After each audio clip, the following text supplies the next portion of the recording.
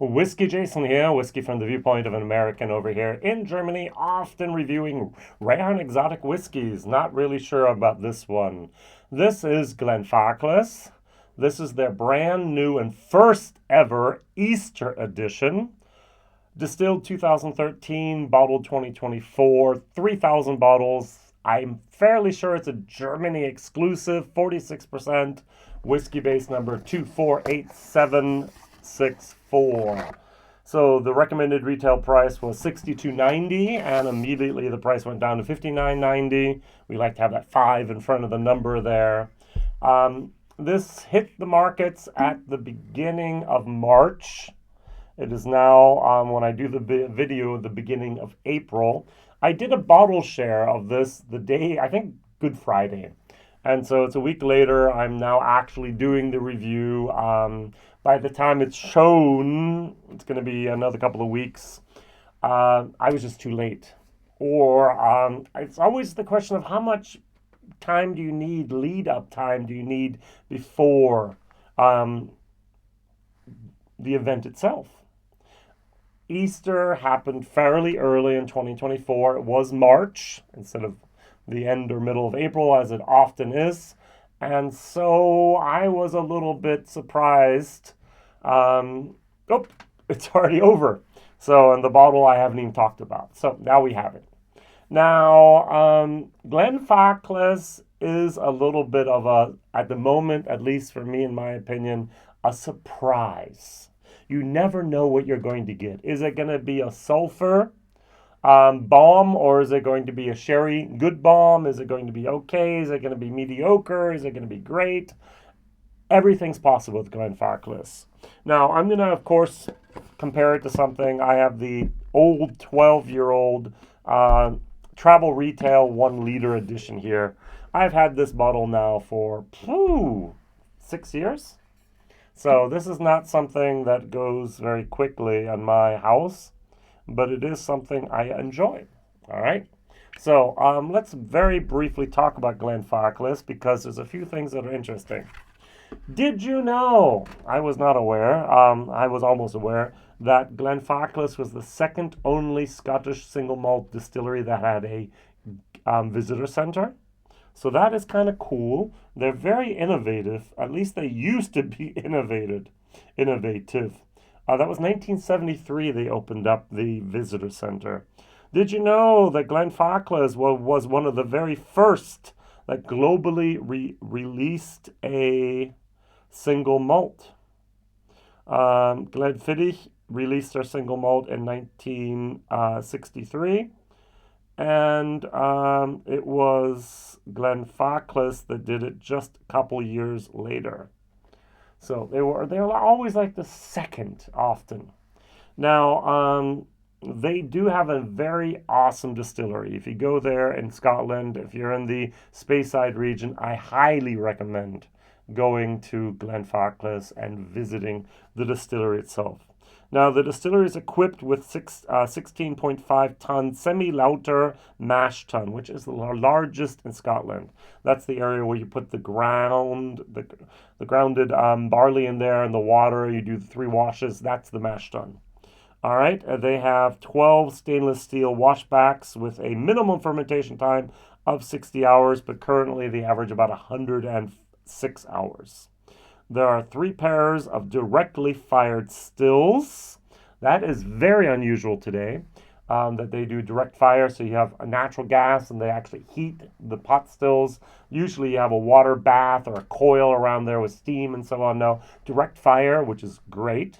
They actually have a rumminger on the wash stills so that there's no burning of this solid particles onto the pot still, which is very good. The rumminger has to be a softer material than the copper pot still itself. And the goal in 2023 is to make 3.1 million liters of whiskey with 12 mashes per week. So what I want to mention is the phenomenal growth of Glenfarclas in the last 10 years, despite me having a little bit of a love-hate relationship with them. In 2021, they sold 2.4 million bottles. That is more than Ardbeg sold. That is more than Highland Park sold, and that is more than Lagavulin. So they are actually in the, I think, the top 10 of the single malt whiskeys that are sold the most. Now, over here in Germany, we have the 10, we have the 12, we have the 15, the 18 has been discontinued. We have the 21, the 25, the 30, and the 40-year-old. I've seen on some markets they have an 8-year-old Glenfarclas. They used to have something called Heritage. And the thing that I liked the most about Glenfarclas, which I loved the most about Glenfarclas, was the Glenfarclas 105. 60% alcohol, 105 proof, the old imperial proof, not the American proof. In the year 2023, they brought out a 16-year-old Glenfarclas 105. At the moment, it's about 200 euros, which is a little too expensive for me. And they also have every year the Christmas edition. So they said, hey, let's get a little innovative. Let's start something new. What special event of the year can we take? Now, Mother's Day is in England different than in Germany or in America, so we can't take Mother's Day. We can't take Halloween. That's too close, basically, to Christmas, and then we also have the Glenrothes Halloween edition anyways. So what special event does no one really have that's worldwide? And they're like, Easter. Let's do Easter. So I had a little bit of a nice little gag here. Look at that Easter egg with the 0 and the rabbit in there. And they're like, we can do an Easter edition. Now, on the back of the bottle, this is all German. That's why I said I think it's a German or Germany exclusive here. I have 2 pieces of advice for Glenfarclas. Number 1 is get someone who is sulfur sensitive into the tasting team and eliminate all the barrels that have that sulfur moment in there. Some people are highly sensitive to sulfur, me. Other people are not. And what we have here is, unfortunately, a product that has sulfur in it. So when you take the Spanish sherry butts and bring them up to Scotland, you can leave a lot of liquid in there and keep them nice and wet. And so if it's in the summer, they might put a sulfur candle in there, turn the oxygen so it doesn't spoil, doesn't become vinegar. What we should do is we should send those barrels in a cool, a refrigerated container, or do it during the cold months of the year. All right, so anytime between October and April or March can be the time. Send all those barrels up to Scotland that you want. Now in June, July, August, even May, September, it gets warm. It gets warm when you're in a container on the Mediterranean or you're on the North Sea. So that's my first tip. When I was there in 2016, I asked one of the tour guides, what is the ratio between single malt that you bottle and the barrels you give away for blends? 40-60. Excuse me? Yeah. 40% we bottle ourselves as single malt, 60% we send out. Which is kind of unique because you'll never find a bottle independently named Glenfarclas. They do not allow it. SMWS, that's number 1. I've had a few Glenfarclas that were not named. They were Tom Farclas. They were so different other names, creative fantasy names, but I've never had a with the name right independently bottled Glenfarclas before. They just don't allow it. So 60% of everything they produce is going out someplace else anyways, but you can't use the names. So that's my number 1 recommendation. Find someone who is sensitive to sulfur and stop sending those sulfur casks to Germany to me. You can send them to someplace else I want. Just get rid of them. Use the highest quality casks possible for your own juice. Number 1. Number 2 is, I was thinking about Glenfarclas, and they used to be very innovative. They haven't done very many things, at least nothing that's caught my attention in the last couple of years that has been innovative. And I think Redbreast is a similar situation to Ireland.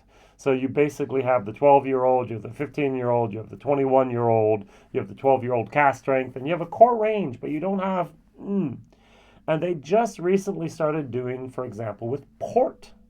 So it's bourbon sherry matured with a port finish. I think Glenfarclas should think about that. That'd be something I'd be very interested in.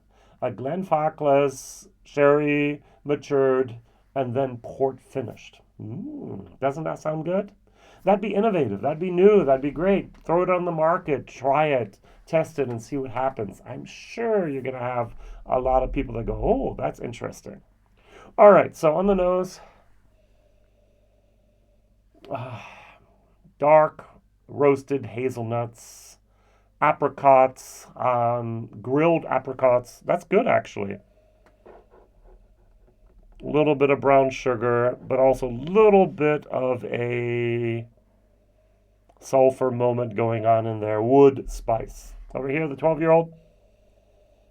Sherry. Sherry like I like it. Ah. Mm. This is 46%. This is 43%. This is, I think I paid 40 euros for a 1 liter 12-year-old back then. This is 62, at the moment 59, with 46%. It does say natural color. It does say no non-chilled filtered. This is missing totally on that bottle. So, good. Cheers.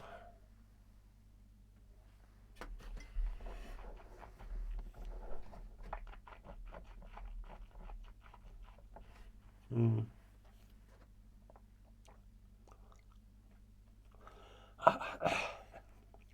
Unfortunately, I'm oversensitive to sulfur. So what I get first is I get sulfur. Unfortunately, it tingles in my mouth. It's there. The sherry is good. It's not too much. I get a little bit more of those grilled apricots. I get a tiny little bit of that hazelnut in there. I get a little bit of bitter wood going on in there as well. A little bit of dark chocolate. I think they use more European oak as well as American oak for the sherry butts. Um, it's a little bit. There's a little bit of pepper in there going on in there. The finish is medium long, a little bit drier. That pear is there. Pear apricot. Without the sulfur, it's going to be a C to C plus. With the sulfur, it's a C to C minus. 62 euros. Let's just take a look at what the Glenfarclas. Okay, the Glenfarclas 15-year-old at the moment over here is 80 euros, which is crazy. I think, and I might be wrong, it might just be my perception at the moment, but yeah, this is still 44 euros. 42 euros, by the way, for the 0.7, 44 euros for the 1 liter bottle. It just might be my perception, but the prices of Glenfarclas have actually increased more than other brands have, and that's a shame. All right, so everything else has gone up by 10 to 20%. They have, at least in Germany, 20 to 40, sometimes even 50%. Glenfarclas used to be well loved by us, the consumers, because their prices were fair.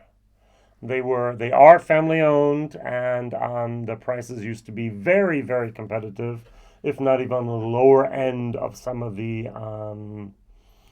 prices. If you look at the best 18-year-old, it's been discontinued. The best 21-year-old, the best 25-year-old, the best 60% whiskey. I mean, they used to be almost unbeatable, and today the prices have just skyrocketed.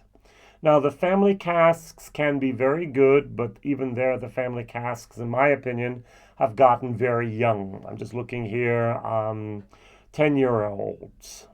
There are 29, 28-year-olds. There's a 30 and 31-year-old. But then there's casks that are 12 years old. And so it's just like, wait, why am I paying for a 10-year-old family cask 180 euros? So if it's 28 years old, we're paying 800 euros. And that's just where I have my problems. So paying that much money for that whiskey. Now, it might be delicious, but anything over 150, even over, yeah, over 200 is like, why? Why would I pay that much money? It's just alcohol, all right? And so, yeah, value for money, C to C minus. The 12-year-old, 44 euros still today for the 1 liter bottle.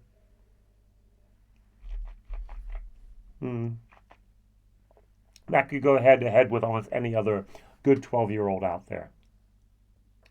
The good old days, are they gone with Glenfarclas? That's my question today. What is your favorite Glenfarclas product? I'm still going to go with the 105. I did a review of the 105. It's not on my, it's on my German channel, not my English channel. There was a 22-year-old, there was a 10-year-old, there was a no name. I think it was, I don't know, 15, 16 years old. The 10-year-old was perfect. So I like that the best. The 22-year-old was not.